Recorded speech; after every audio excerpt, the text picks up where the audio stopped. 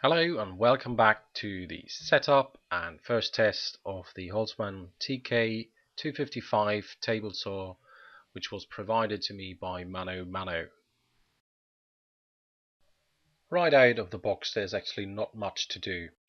One of the few things you have to do is putting together the handle for the hand wheel height adjustment.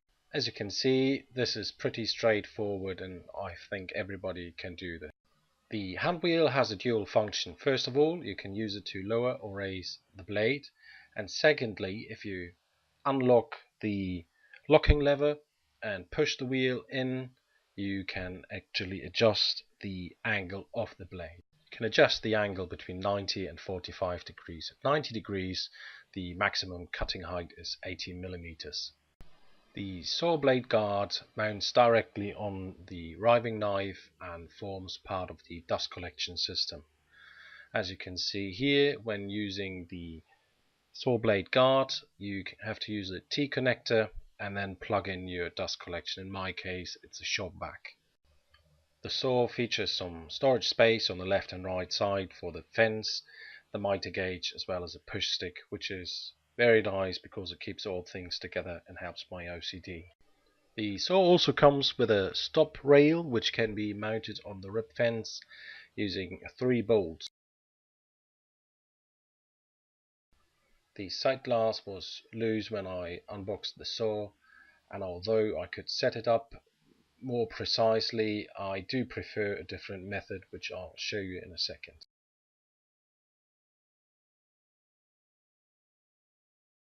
For more precise cuts, I use a ruler to set the fence to the correct distance to the blade.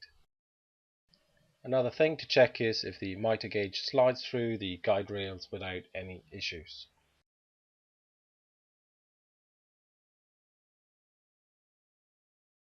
Okay, let's do some testing. I started with a couple of cross cuts of some pine and peaked at around 80 decibels, which was, well, it's not quiet, but it's still alright. Next up was some 1-inch thick beechwood, and I'm going very slow on purpose because it's my first saw and I don't want to get killed by flying wood or the saw.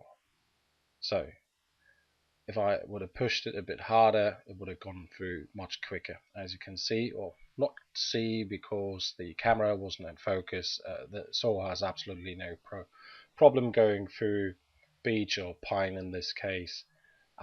Next up is going to be something more challenging. This piece of beechwood is about 6 centimeters, so 2.5 inches thick, and as you can see, the saw goes through it without any issues at all, and I'm quite happy with how clean the cut was. Alright, dust collection. To be fair, I used a shop vac, so I can't expect the best results. I suppose it would work better with a proper dust collector. Who knows? One last thing, the table saw has an extension that slides out to the right hand side and then can be locked in place. This comes in very handy when you have to process sheet goods, as I will show you in just a second. Okay, I sped this up about 3 times, and as you can see, it goes through without any issues. I hope you liked the video. If so, leave me a comment and I'll see you soon. Bye bye.